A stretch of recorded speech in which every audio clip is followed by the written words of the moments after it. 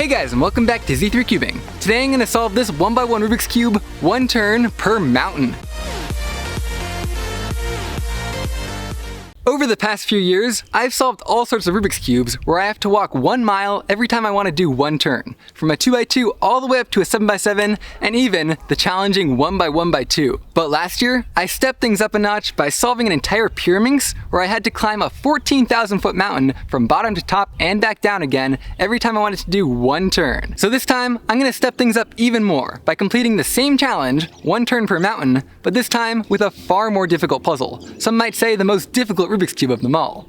The 1x1. So here's how it's gonna go. I'm gonna generate and apply a brand new random scramble to this cube, and then I'm not allowed to do a single turn on it until I am on top of a mountain that's 14,000 feet or higher. Once I do get on top of my first mountain and do my first turn, once again, no more turns until I've walked to a completely different 14,000 foot mountain. And we're gonna do that over and over again for as many turns as we need until this 1x1 is solved. Now just to clarify, according to the WCA rules, any outer block movement counts as one turn. So that can be 90 degrees like a U or an R prime, or even 180 degrees like a D2, as long as that's one continuous turn. Of course, there are no slice layers allowed because that would count as 2 turns, and just to keep everything fair, I'm not going to plan out my solution in advance at all. I'm just going to solve it on the fly using the same method I would normally use for speed solving. Now this 1x1 is currently solved, so I'm going to make sure I have white on top and green in front, and then get out my phone to generate a brand new random scramble, and now I'm going to go ahead and apply that to the cube. And there we go, that looks like a pretty tricky scramble. So now once again, not allowed to do any turns on it until we are on top of a 14,000 foot mountain. So without further ado, let's get hiking.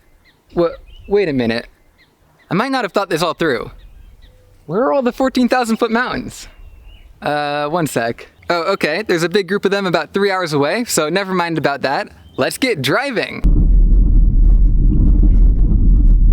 And after 3 hours of driving, I think I found some mountains that are tall enough. I'll start heading up there first thing tomorrow. Good morning. It's 6 a.m. and not particularly bright out yet, but time to get started. Now, the road only brought me up to around 9,000 feet, which means I basically have to gain a full mile of elevation before I can even do my first turn on this thing. All right, check out the pretty sunrise. Beautiful. Did I mention that it's still effectively the middle of winter up here, and that there's been probably over a foot of fresh snow since the last person used this trail? Yeah. But luckily, I have a plan for that. All right, now we're talking. 14,000 feet, here we come. Or not. Quick update, I've been trudging uphill through knee-deep snow for what feels like hours at this point, moving probably no faster than 1 mile an hour, and still no mountains in sight. All right, finally poking out of the trees with an amazing view over there. Let me just tell you, I've done a lot of terrible snowshoeing, but that was easily the worst of my life. I just spent 2 hours going 1 mile. Well, spoke too soon. Finally up above the trees for real this time, where the walking is a lot easier. I cannot wait to do this first turn. Almost there. Also, spot the ptarmigan. He's right there. You know, it's funny. I've come all this way and still haven't even stopped to think about what my first turn will be. I guess I'll just come up with something at the top. And here we are, finally on top of our first peak at an elevation of, wait a minute, 13,000 feet? That can't be right. Oh, the first peak's over there. So close, yet still so far.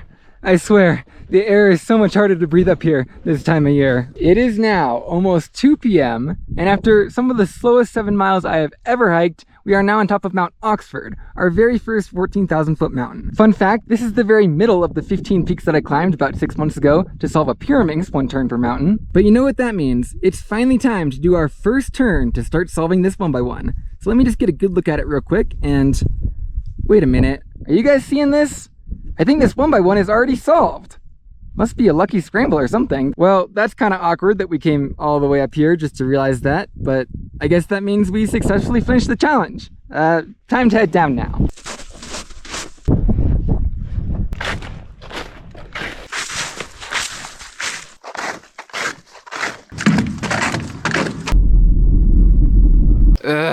Do I still have to film an outro? Okay. And that's the end of our truly amazing journey to solve this 1x1, one turn per mountain. I've said it before and I'll say it again, this is truly one of my proudest accomplishments, one of the most difficult things I have ever done. I hope you all enjoyed joining me for this truly ridiculous challenge, and I hope you join in next time for the next 1 turn per mile challenge, probably something a lot easier like a Mega Minx. I'll tell you what, this one may not ever be topped. It's all downhill from here, at least until next April. So that's pretty much it. I'm gonna go take a nap, and I'll see you guys next time.